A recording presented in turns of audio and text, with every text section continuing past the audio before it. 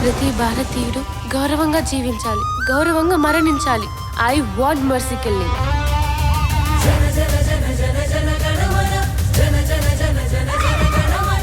అనాథులంటే దొంగలు కారు. వేడుక అనేది మా గుండెల వెలితిని తీర్చేలా ఉండాలి, కానీ భారంతో అవే గుండెలు బరువెక్కేలా ఉండకూడదు సార్. రే మామ, ఎవర్రై గోల్డ్ ఫిష్? ఇలాంటి ఓడికి చేప తినాలని ఆశ కలగాలి గాని దాంతో వ్యాపారం చేయాలని ఆలోచన రాకూడదు. మా బతుకులు కడ్డొస్తే బసవరాజు ఏంటి ఆడు బాబుననే ఎదిరిస్తాం. ఏం మాట్లాడుతున్నావురా?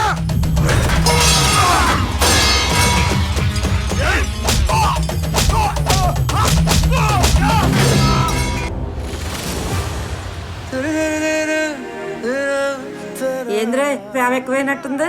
నాకు దాని మీద ఉన్న ప్రేమ ఆ చదువు కంటే చాలా గొప్పదిలే. ముద్ద బంతి పువ్వులాలా నవ్వుతుంటే వెన్నెలేలా కాటుకున్న కళ్ళతో వలా విసిరావే నాపై నీలా. చదువు కట్టరాలు మీకు ఎందుకయ్యా? పనులు నేర్చుకుంటే సుఖంగా బ్రతకగలమేమో కానీ గౌరవంగా బ్రతకలేమండి. సీత కన్నీళ్లు లంకా దహనానికి కారణమయ్యాయి. ద్రౌపది దుఃఖం కురుక్షేత్రానికి దారితీసింది.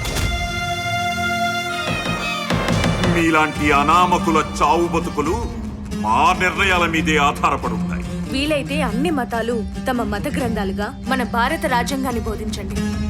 భవిష్యత్ తరాలకి ఉపయోగకరంగా ఉంటుంది.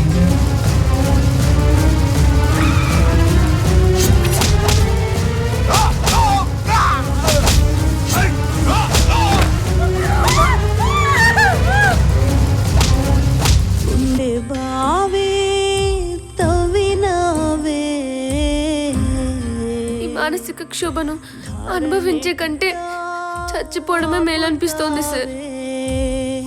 నీకు ఆ రైట్స్ లేవు. ఈసారి మిమ్మల్ని కూడా చంపేస్తా.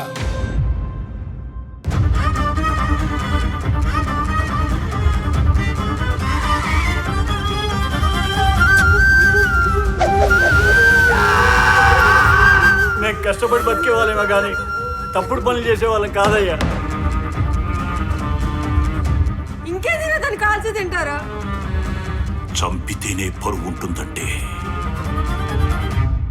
ఏవైనా చేస్తాను.